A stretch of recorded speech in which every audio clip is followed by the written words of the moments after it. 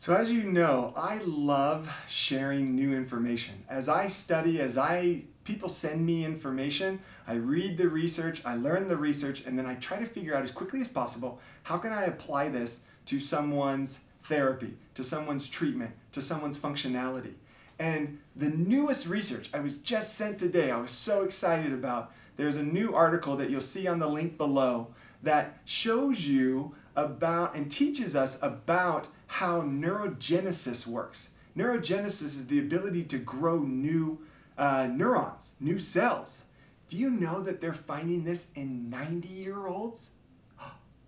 If you're dealing with an aging brain, you're going to think, well, I've hit this age, this is what it is, I can't do anything. Well, where are they finding this? Now, obviously, you can read all the research in the literature on these things, but they're finding it. They're finding them less in those dealing with Alzheimer's and dementia. They do see them still there, so there's still a chance to activate new pathways and activate new neurons. But you might ask, well, why is this important to me? Where are these systems? The research showed it in the hippocampus. And the hippocampus is the area that deals with learning and memory.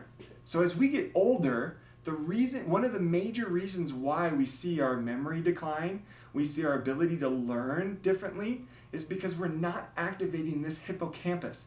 And you can learn anything at any age. The whole theory of you can't teach an old dog new tricks, no, that's a lie. You can teach an old dog new tricks if you're willing to take the time to train it, to activate it, and make it become a wired system. And this is in humans we're talking about. And when you're thinking of hippocampus, I want you to think memory, and I want you to think learning. So your ability to learn new things, and memorize is all about what are you doing to this hippocampus. Now, crucial, people think a lot, as we've said in other things, remember, the cerebellum that works with memory is 20%. Your cerebellum on the bottom half of this is 20% motor system. 80% is with planning, emotional, and thinking. So the question is, what are you doing to work your motor system?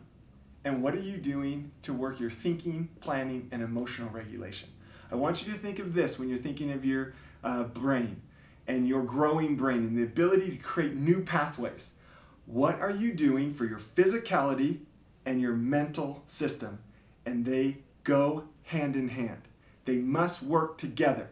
You can't just sit there and read a book and expect your brain to get better. You gotta move, you gotta function.